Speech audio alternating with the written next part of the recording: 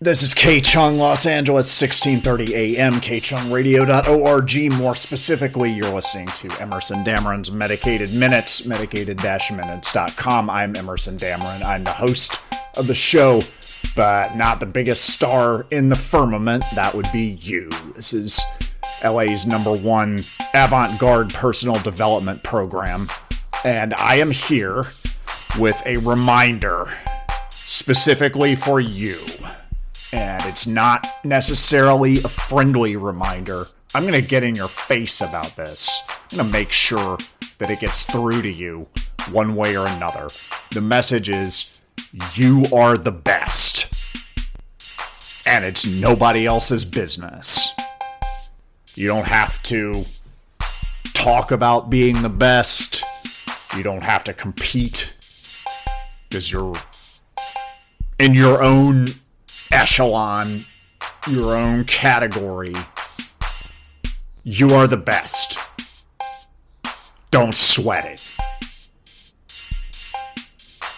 If you don't believe that you are the best, it doesn't really matter because you are, but it helps if you believe that. So you can go ahead and cultivate the habit of believing that you're the best. The best way to cultivate a habit is to know that the worst part of cultivating a habit is the first part of cultivating a habit. So for an hour a day, every day for the next 90 days, just focus on being the best. Listen to your own instincts. Listen to what your body says yes to. Cut off all of the BS from the outside. And when you get to know yourself well enough, you'll know that you're the best, and then you won't have to sweat it anymore. It's like breathing. You don't have to constantly think about breathing. You don't have to brag about it. You don't have to worry about other people and their breathing. I don't know, unless you're into that, in which case go for it. But you're just automatically the best. You're so used to it that it doesn't even register, and you can focus instead on building other habits that buttress your bestness. You can adopt a growth mindset. Just because you're the best doesn't mean you don't have to question yourself, and you can't get better and learn and grow, because if you can't do that, it all kind of feels like a miserable waste of time, if you ask me. Now, you can project confidence and be strong and defend your ideas. You don't have to cave every time somebody disagrees with you or criticizes you. And you'll probably see it coming because you are your own most astute critic, as well as your own biggest fan and your manager and your most tender and understanding lover. But you're always willing to learn, even if you're not always talking about it. It's a growth mindset in the back office, and maybe a little bit of fixed mindset, stubbornness, expecting, demanding respect for your boundaries. That's what you need in the conference room. And relationships are really paramount in order to be the best at the best of your ability of being the best. You should surround yourself with other people who are themselves the best. That's the most important habit you can develop toward being the best. And then get out there. Don't be afraid to advertise. Opportunity is not going to hunt you down. Too many distractions, too much going on. You got to make yourself evident and apparent, and let it be known that you're the best and you're here to help. and you prepared your mind, your heart, your physical body. You put the work in, and you're continuing to put the work in because you're ready to meet some pretty swell opportunities today and even better opportunities tomorrow. I think not being messed up all the time is good if you want to stay the best. The Buddhists say no intoxication to the point of heedlessness. I would say it's more fun to get high if you're celebrating something. Don't get high to avoid life. Get high to enjoy and embrace life and celebrate the wins and celebrate failure, because there's nothing wrong with something not coming through. It just means it wasn't right, and in order for something to happen, a whole lot of other things have to not happen. So when something doesn't connect the way that you hoped it would, you can mourn your losses and be sad, but just know that that had to be cleared out to make room for whatever else is coming, and things come back around. The world is small, life is long. You'll be surprised at the people you see again and the opportunities to re-engage with opportunities that didn't work out in the past. And you will also be glad that you treated people well, which I assume you're already doing. We don't have dummies listening to this show. If you alienate, humiliate people, use them as punching bags, they're going to remember that longer than you will, and you're probably going to encounter them again. And at best, you're going to create the kind of world that you don't really want to live in. Kind of world that is not that good because people are afraid to be the best. And as the best, you must lead by example. This has been Emerson Dameron's Medicated Minutes, medicated-minutes.com. I'm Emerson Dameron. I'm the producer, writer, director, host. Everything pretty much on Emerson Dameron's Medicated Minutes. A production of K-Chung, Los Angeles, kchungradio.org, 1630 a.m. Levity saves lives.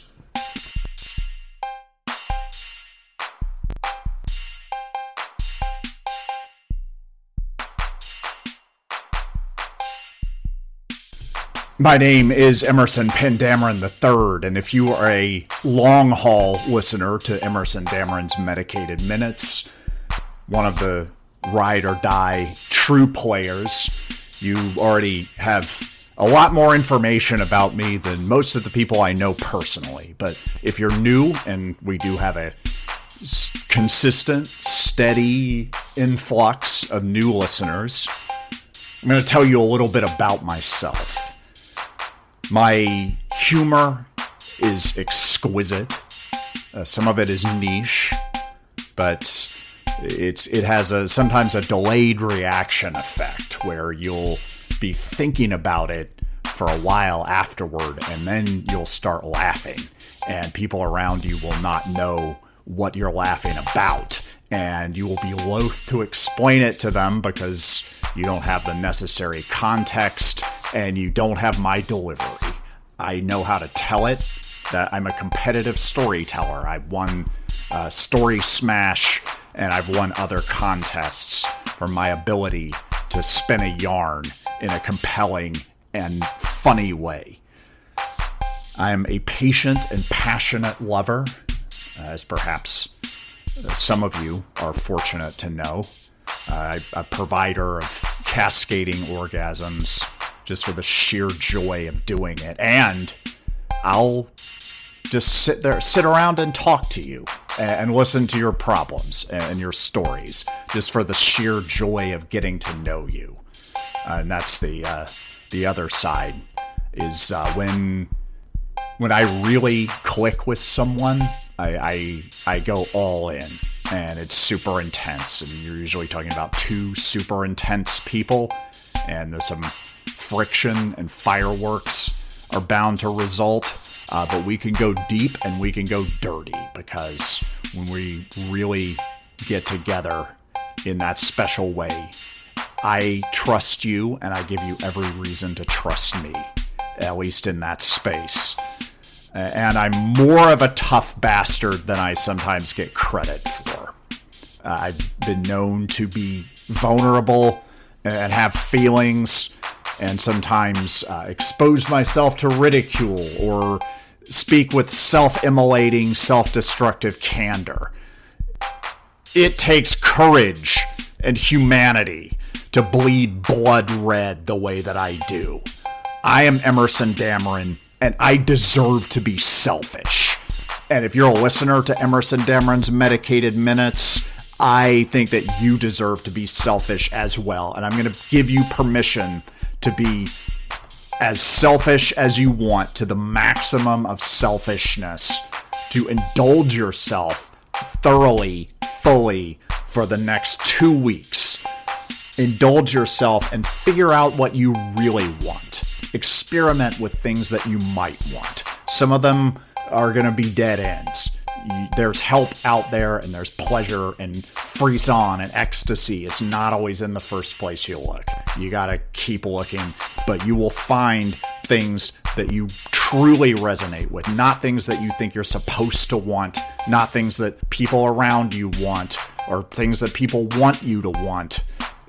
You will figure out what you want, and your life will get much more spicy after that. Part of that is just recognizing what your body says yes to. I would override my body's yeses and nos, and I got a lot of no's when I was a kid. I was squeamish, I was shy, I was sensitive. I tried to toughen myself up by overriding the no's and doing things on dares, or just to show that I could, or just to toughen myself up, that I really didn't want to do, and that weren't fun, and that were satisfying to then later have as an anecdote and look back on and be glad that I survived. But I did a lot of stuff I didn't really want to do, and that some of it shook me up, and I, worst of all, lost trust in myself, in my body's signals to myself, yeses and nos, maybes, emphatic yeses, etc. And I lost trust in me, the person who's making the decisions based on that information, based on how many times I had gone against what my body wanted. There was the lines of communication were chewed in half as by a kitten, and I wasn't in touch with myself or what I wanted or what I needed. That's what you got to do in your 2 weeks of selfishness, is just sit down, tune in, do some embodied meditation practice or yoga or physical exercise of some kind. Go swimming. I liked swimming in the Pacific Ocean. Any body of water will do. Take a bath with Epsom salts. Get in a sensory deprivation flotation tank. Figure out what you physically respond to on a visceral level that you cannot deny. What you really want, what you really don't want, what you want to cut out of your life, the malign influences, the stuff that grosses you out. You don't have to do that anymore. This is your life now. So establish and defend your boundaries. It is one thing to set a boundary. It is another thing to then defend it when somebody drives a tank right through it, which is the kind of thing that people who violate your boundaries will do. Some people will respect it.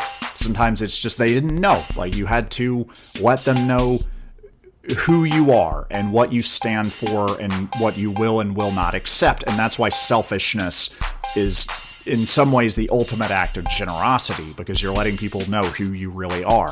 And if they don't know that, if you're just a people pleaser and you just go along with the crowd and consensus and what you think people want from you, they don't know who the hell you are. That's scary for them.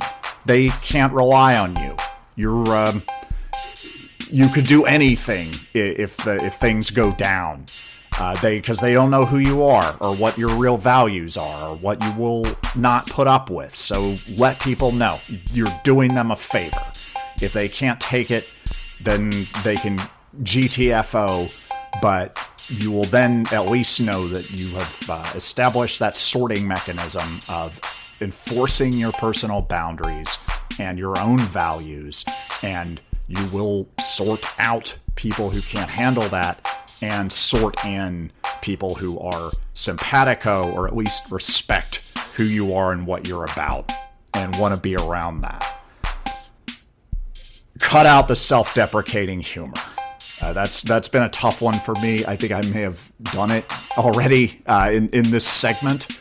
It's just kind of a go-to, and I do think that self-mockery is the foundation of an inconquerable ego, as the writer Jeff Coyen put it.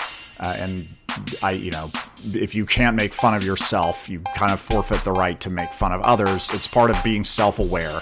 But if it's like a consistent thing where you're putting yourself down and denying your own power and agency and presenting yourself as a loser, eventually it's like you're not really joking. You're kidding on the square, and you got to take a break from that. Make some jokes about how awesome you are. Make some advertisements for yourself. Do an ad campaign for how you're the best. Because you are the best at what you do, which is being yourself. And that brings us to mythologize yourself. Just make it, put your story in the structure of the hero's journey. Make yourself the hero of your own story, or a helpful wizard. That's kind of what I like to do. Like I'm there to counsel the heroes and punch up their jokes and be a mentor and an elder statesman. But regardless, make up stories about yourself and glorify yourself. Mythologize yourself. You don't even have to make things up. Like when you really think about your life and what you've been through and what you've had to deal with and what you've overcome, and the fact that you're still here doing it, listening to Emerson Dameron's Medicated Minutes like a winner, because it's LA's #1 avant-garde personal development program. So if you're a creative bohemian type who also wants to work on yourself, you're in the right place and you're part of the elite, and you should feel good about yourself. So glorify yourself. Enjoy being yourself. Get a custom cake with a mantra or affirmation, testament to your own excellence. People will respect you more if you push back a little bit. Some people want to be treated poorly. Most people don't go around advertising that, but if you look at their behavior, it's kind of obvious. You don't really want to get sucked into that because those people's lives are quicksand. So,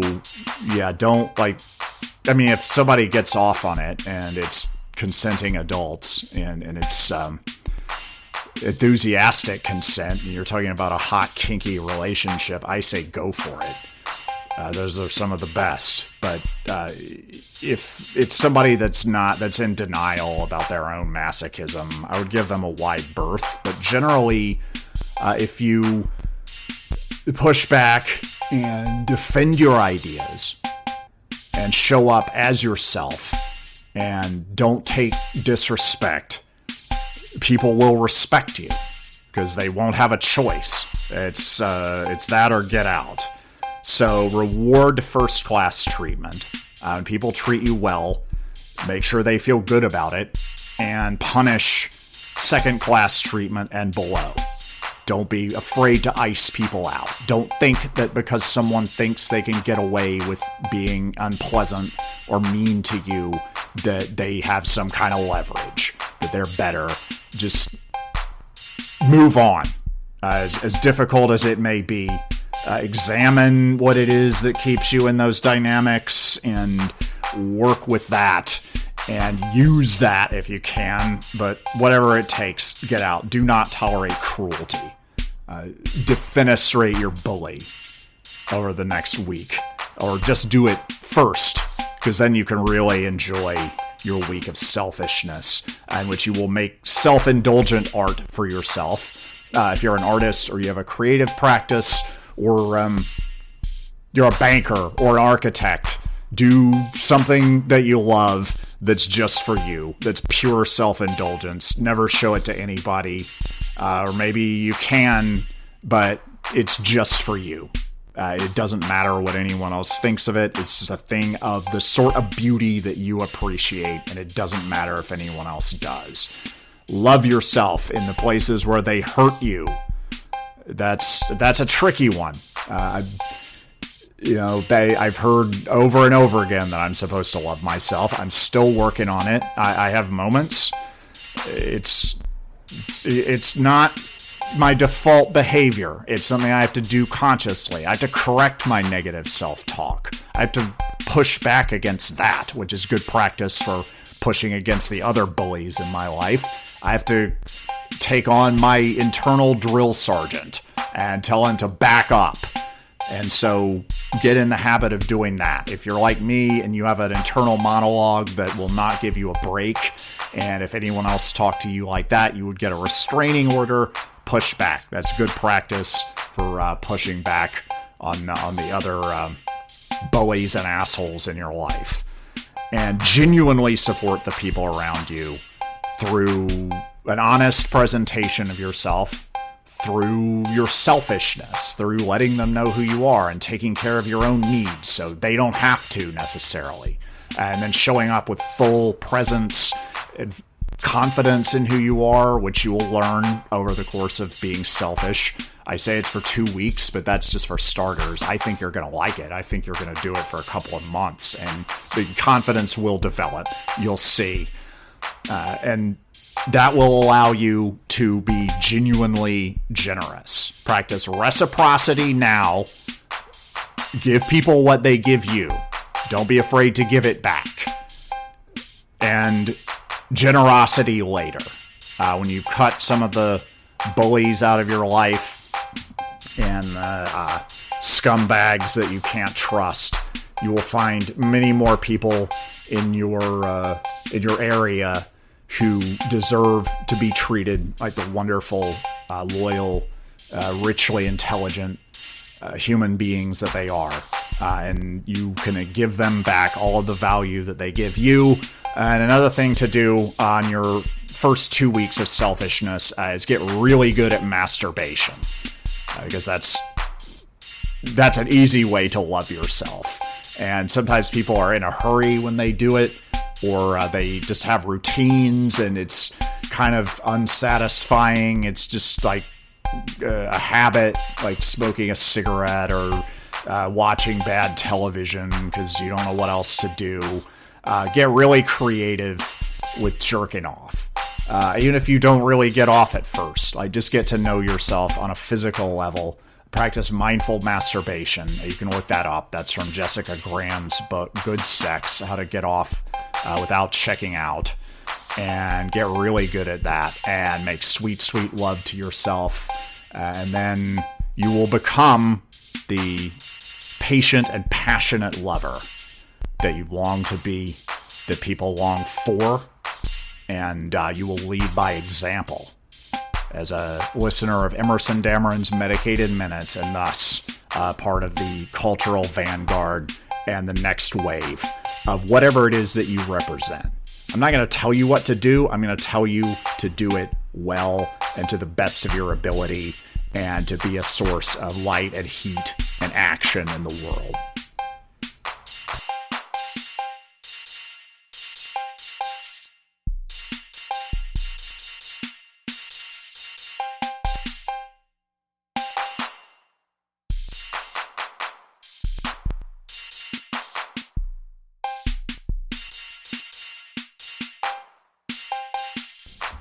K-Chung, Los Angeles, 1630 a.m., kchungradio.org. This is Emerson Dameron's Medicated Minutes, medicated-minutes.com. I am Emerson Dameron, the producer, writer, director, host, and witty, wounded romantic hero of Emerson Dameron's Medicated Minutes. Scratch a witty cynic and you'll get a wounded romantic. And that is very true of me. And levity saves lives. Sometimes I do get stuck on the past.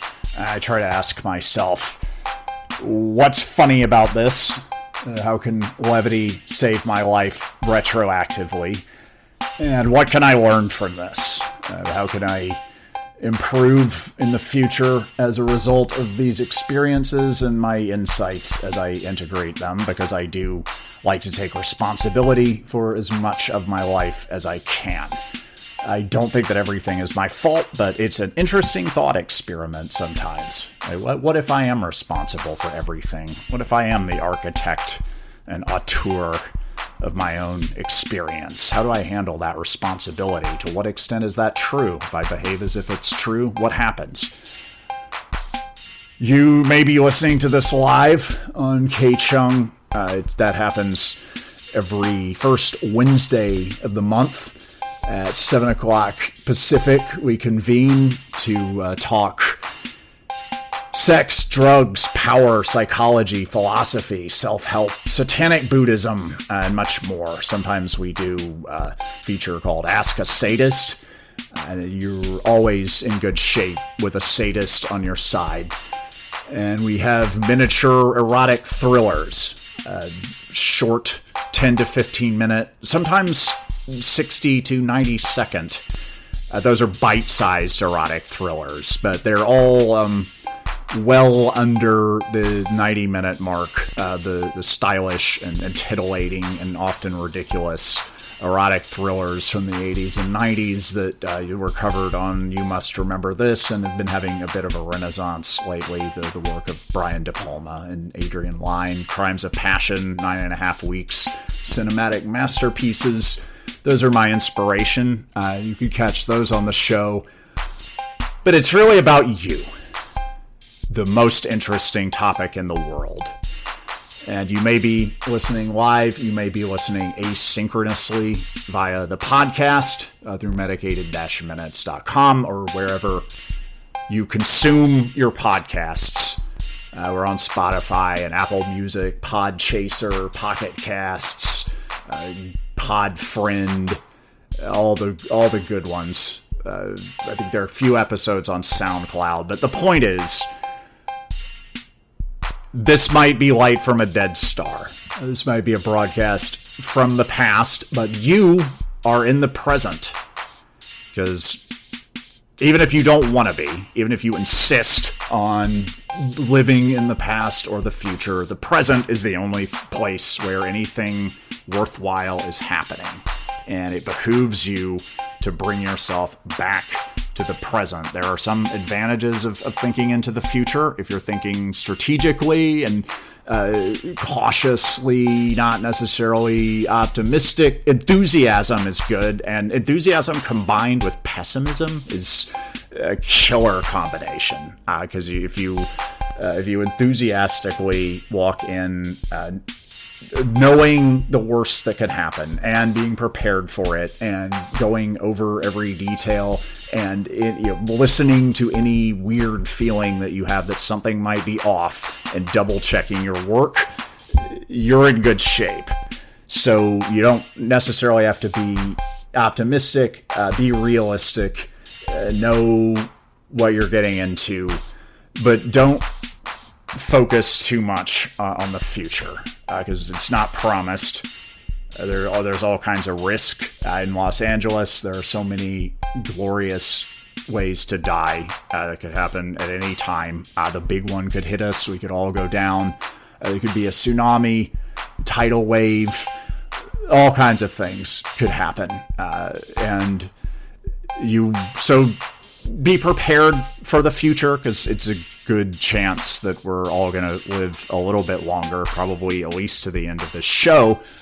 But the present is where the action is, and you want to repeat to yourself, the past is dead, the past is dead, the past is dead. The past is dead, the past is dead, the past is dead, the past is dead, the past is dead, the past is dead. As many times as it takes. As many times as it takes to short circuit your negative talk to yourself about what happened in the past, how you screwed it up, how you feel guilty. Let it go. It's over and done with. If you've probably already apologized. If you've apologized a lot, you need to apologize for that, because really you just need to apologize once. People are either going to forgive you or they're not. If it's a meaningful and sincere apology, that'll probably get through to them at some level. If they don't want to hear from you, leave them alone. Regardless, get on with your life. Getting stuck in the past will make you miss out on the opportunities and indeed the challenges and hazards of the present. And a lot of times, it's easy to get stuck in the past when something painful happened in the relatively recent past, which could be 20 years ago, depending on how painful it was. But is usually something like, in my experience, a breakup that happened within the last year or so. That brings me down.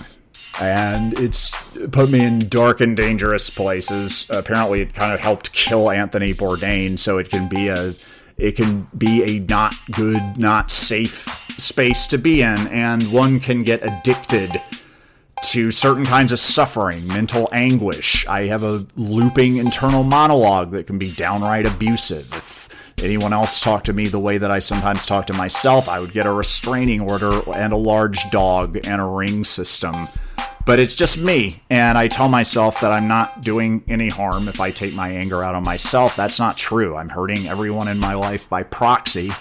I'm hurting myself. I'm missing out on good things, interesting things, challenging things, things that need my attention that are going on here and now. And if you have the same issue with getting wrapped around the axle of stuff that's happened, I'm sure breakups are hard for everybody. I went through a divorce recently. That was less than a year ago. I still have open wounds from that. I totally get it. Like, you have to mourn those losses, and that comes with grief and regret and anger. But it is possible to get addicted to that. What is familiar is safe.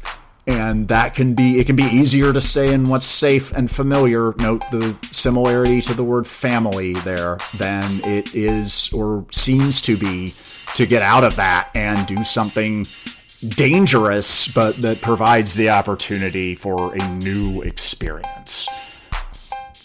I would switch addictions. I would say if you're addicted to suffering and misery and self-recrimination and guilt over a breakup, try sex addiction just for a while. Like, it's probably not going to solve your problems. You may be unhappy. A lot of people are sex addicts and they don't seem to enjoy it that much. But find out for yourself. Don't take their word for it. Give it a shot. It'll be very different, like on the other side of the spectrum from your current experience. And you can do it. Many dumber and uglier people have pulled it off. All you have to do is get out there, be proactive, and prepare, and then put yourself in the way of opportunity and get in the mix, and know that it's an honor and a pleasure for anyone to spend time with you as a listener of Emerson Dameron's Medicated Minutes. You are one of the elite, and you are always self-developing. This is LA's #1 avant-garde self-development program. So that means even if you don't get the jokes, it makes you sophisticated to listen to it. And you're always bettering yourself and exploring the most fascinating topic in the world, which is you. And it is helping you through inspiration and motivation of the sort that has helped countless listeners in Los Angeles and beyond. I don't know how many, that's hence countless. I think it's a lot.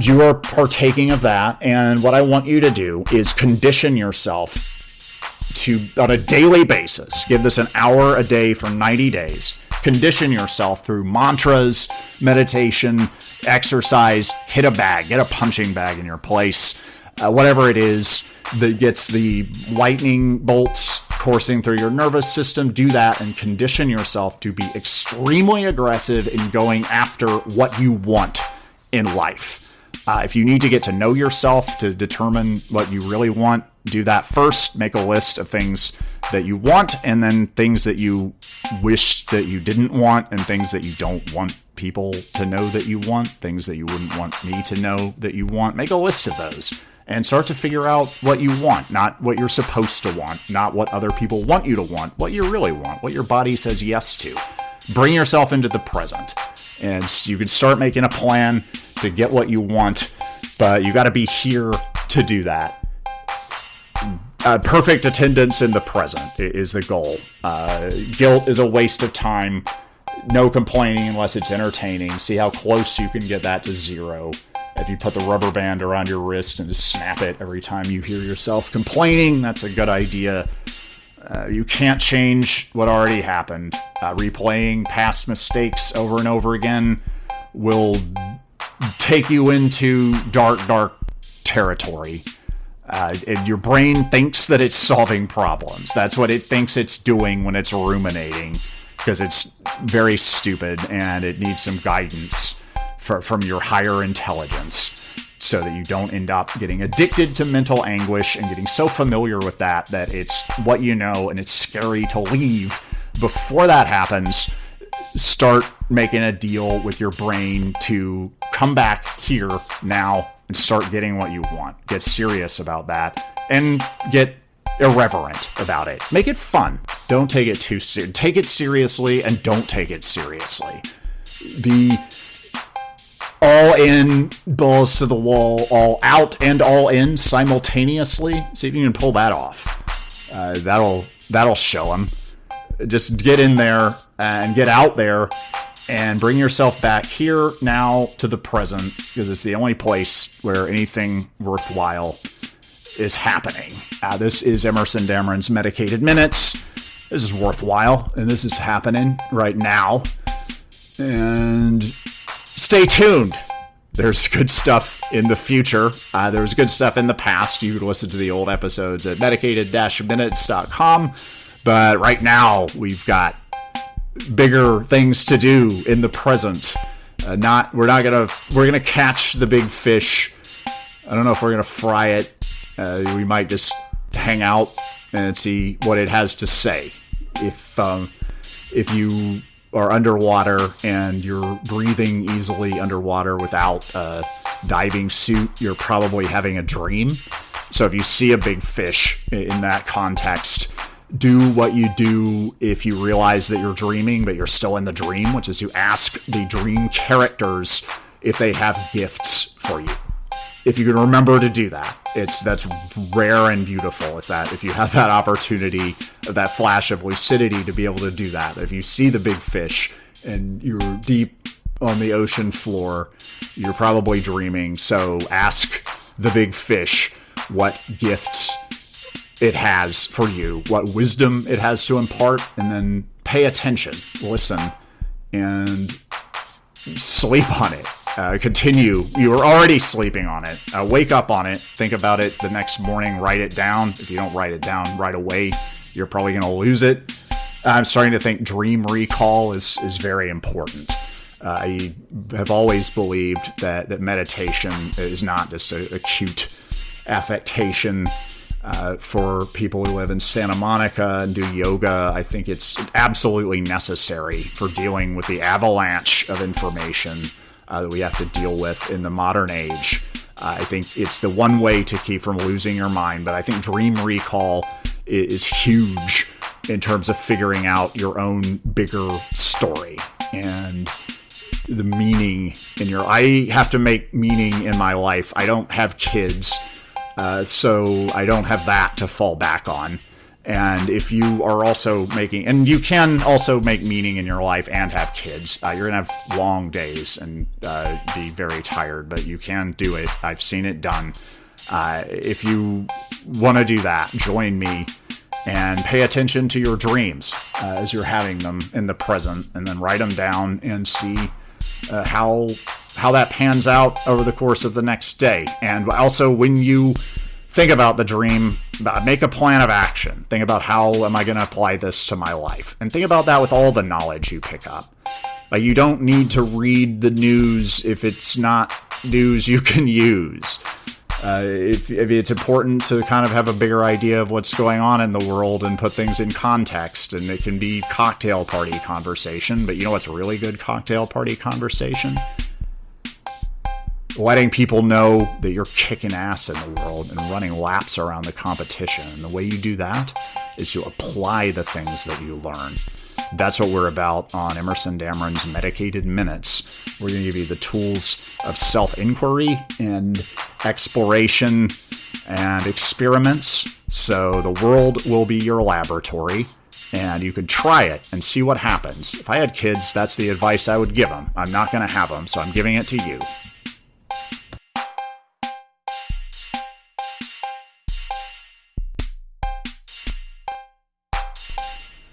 Life isn't short or long necessarily. It's both. It's very much both. It depends on how you spend your time, how you feel it go by. And one way to stretch it out and make sure that you have all the time you need to do everything that you want is to vary up your experiences. Make sure you're always doing new things.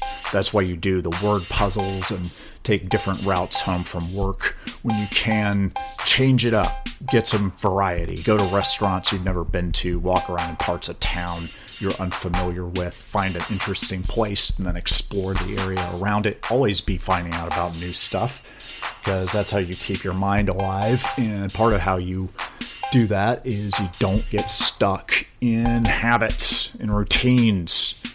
Rituals are good psychologically. We need those, is how I see it. And we've lost a lot of that with the decline of organized religion, and it gets replaced in other ways.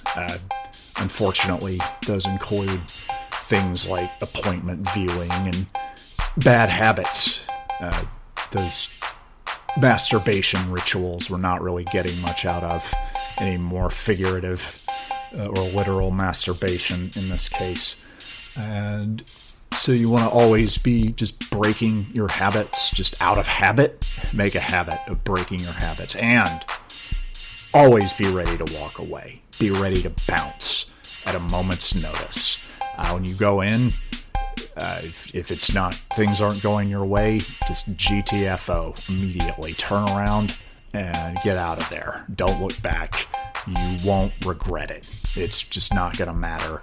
And you're going to get good at assessing the situation and doing what's right for you. And a lot of times that's a swift kick in the ass for somebody, or you just get out of there. A lot of times a swift kick in the ass is the most compassionate thing you can do for somebody, but maybe they don't deserve that.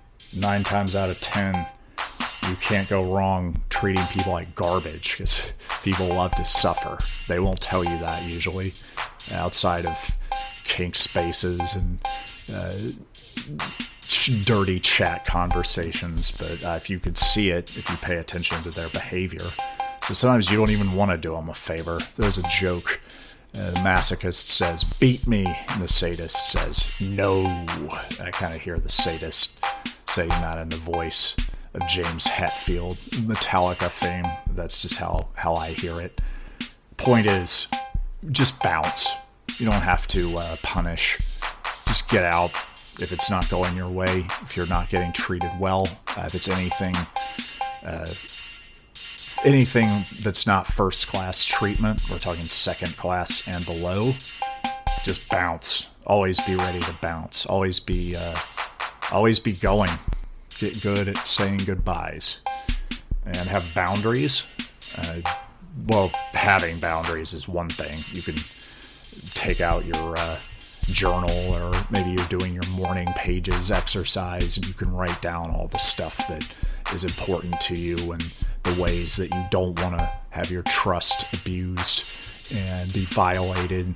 And you can have those in your mind, and you can even express them to people. But what the real test comes in conflict. That's when you define what really matters to you. And if being liked by someone who's not treating you that well is more important than your boundaries, I'm going to tell you that your boundaries are crumbling down. As a person that's giving you static is going to be like the Kool-Aid mascot going right through your flimsy boundaries. So what it really comes down to, what's really important if you want to take care of yourself, you got to defend your boundaries. Set them up. I would put the boundary even a little, make it a little bit more dramatic than you think you even need. Like when you're making a deal, you come in with a high number because you're starting a negotiation here. If the other person just goes with it, then you got a good deal. But what I'm saying is give yourself plenty of room inside of your boundaries and make people respect it by showing them that you're like, come at me. If you want to transgress my boundaries, I'm not going to make it easy for you. You might regret it. So just know that. And then when they do, you got to call them out. You got to let them know that that's not going to fly with you. It's not going to happen again. And you punish that kind of behavior. You don't reward it with attention or trying to fix the problem or make that person feel better to stop treating you like garbage. You punish that. You ice them out, or you tell them what's really going on. You name the game.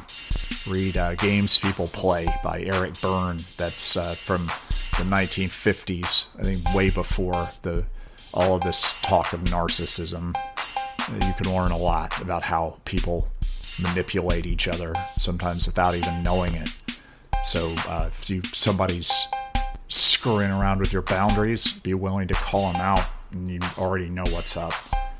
Because you have your agenda ready to go. When you go into a situation, it is important to know what you want, know who you are coming in, what you represent, what you plan to get out of it, what's valuable about it to you, like why you're even hanging out in this area. Because, you wouldn't be doing this if you didn't want to get something out of it. And maybe in the past, you haven't always known. Sometimes we don't want to acknowledge what we really want, but those desires drive us nonetheless. The unconscious parts of ourselves where much of our intelligence lies. So they haven't been soaked through with the poison of society, of shame, of conformity. You could find truth in there and power, and that's where that power comes from when it feels like you're just guided by some force. It behooves you to know what that is well enough to know going in what your agenda is, so you can frame the discussion. So you'll find people with their own agendas, and sometimes those agendas will be compatible with yours, and that's a beautiful thing. That's what we call collaboration, and that's one of my favorite ways to engage with other human beings. I love artistic collaborations and creative work together. I've fallen in love with people that way. I did improv. That was one of the things that I wish I'd done way earlier. I'm never going to have kids, but if I did, they would learn Spanish and take improv as soon as possible, because that did more to get me out of my shell and get me working with other people and really understand social dynamics and like how status works and how power in the context of social situations where, violence is not on the table and nobody's going to use the force of the state against each other or do any of the obvious dumb stuff like that. So they have to be slick about it, and you can see how that works. And then you'll know how important it is to come in and know what you stand for, what you represent, what you hope to achieve. Because if you don't know what that is, it's going to be harder to do it. You're going to have to luck into it. Sometimes that happens. Don't want to count on it. And a lot of times, the people you're dealing with don't really have their own agendas. They don't know what they are, and they're waiting for someone to tell them what to do. A lot of times, You just tell people what to do, they'll just do it. That's the easiest thing to do. They're conflict averse. Most people are, to one extent or another. Why not? Give it a shot. Tell them what to do. It's for their own good. People like to suffer. If you leave them to their own devices, they're going to screw it up for themselves. And so know what you want and know how to get it. And knowing what you want is really crucial and paramount, and the first thing you should do. It's the most important thing you got in that manila folder that contains your agenda.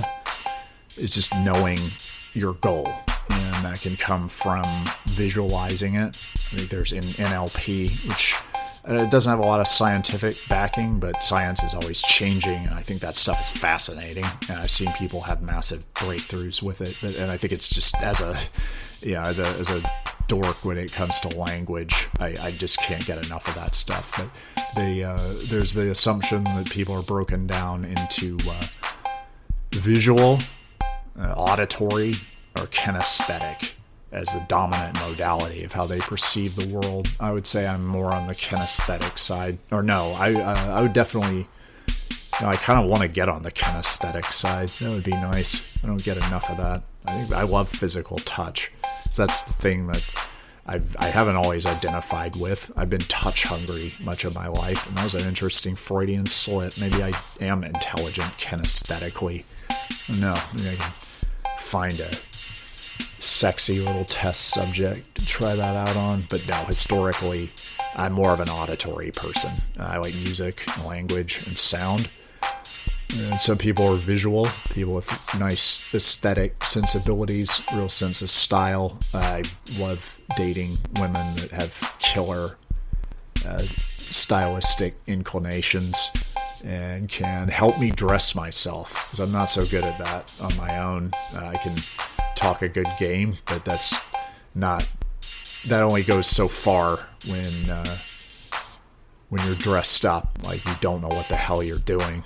Like you've been doing some kind of heavy-duty psychedelics for the last few months, and you don't know which way is up or what your name is, and you're wearing like oversized burgundy pants. I have one cool pair of like red purple jeans, and then this big fat ass like hammer pants, dark red burgundy pair of pants.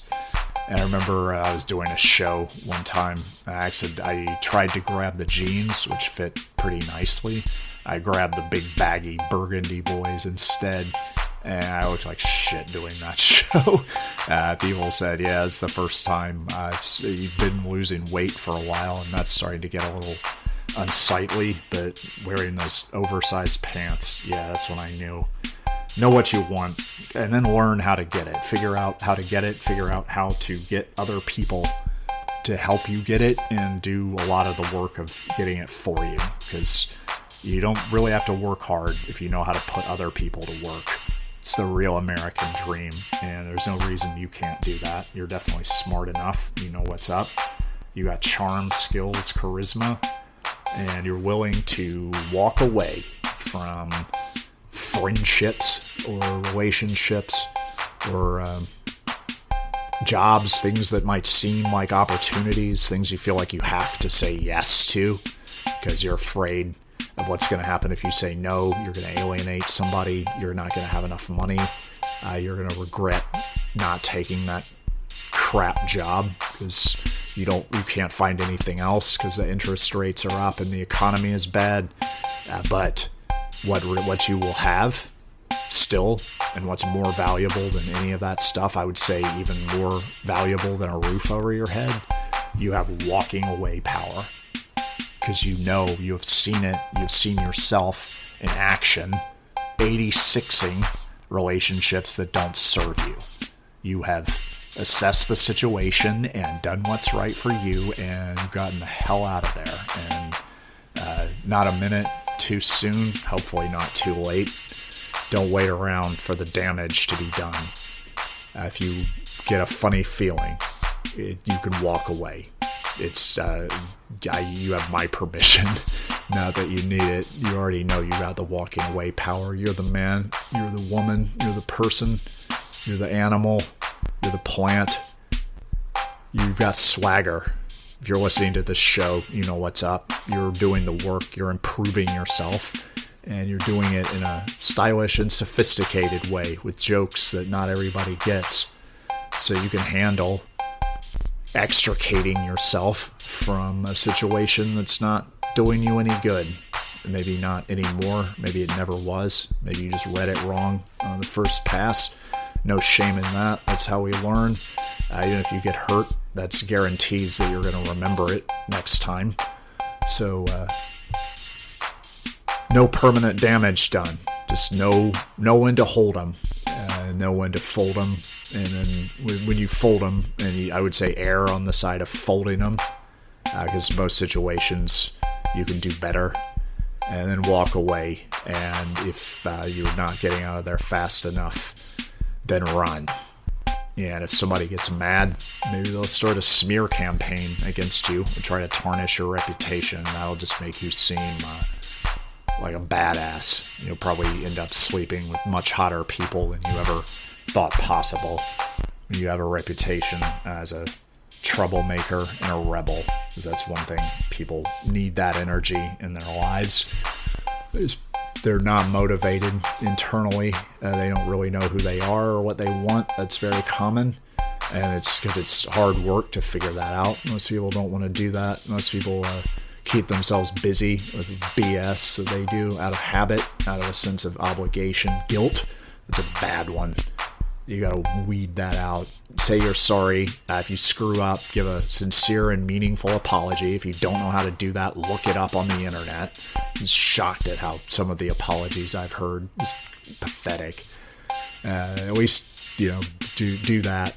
Be willing to humble yourself when you actually did hurt someone and you were in the wrong, and people will either forgive you or they won't, and you don't have to apologize anymore. It's because apologizing over and over again is a sorry state.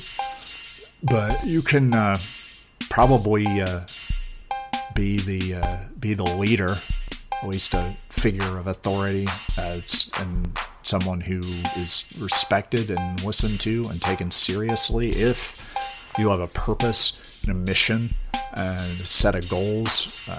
Doesn't even a plan can materialize. You can have a plan as like a default fallback, but you got to be willing to improvise, because you got to be willing to do what it takes to get on mission and get things done. And if you don't have anything like that, if you're not working on something or working towards something, if you don't have a project, you can find one, because there is so much work to be done. It's a mess. We're in an age of discontinuity. Nobody's ready for what already happened. The wages of climate change are already here. Weather is on shuffle mode everywhere. And we're going to start seeing climate refugees. And we're going to start seeing water as the oil of the new century, a commodity that people fight over, sometimes fight wars over, because people are dehydrated and getting sick and dying. It's going to be buck wild, and anybody that has a grounded presence and knows what they're about and has a project that they're working on and something that's more important than all this social dynamics stuff that you got to know about just to take care of yourself. You want to at least read the 48 Laws of Power so you know what the playbook is. I think it's important to know all of that stuff, so at least you know when people are doing it to you. But what you want really is a purpose. Like working at a cat shelter can be that. Whatever it is, figure it out, do it. We need it. We need you.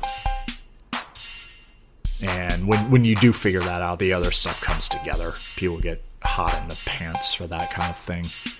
Just gotta get on mission and become who you are. Be what you're about. That's it. You've been listening to Emerson Dameron's Medicated Minutes, medicated-minutes.com on K-Chung, Los Angeles, 1630 a.m., kchungradio.org. I am Emerson Dameron, the producer and host of the show. I love you personally. Levity saves lives.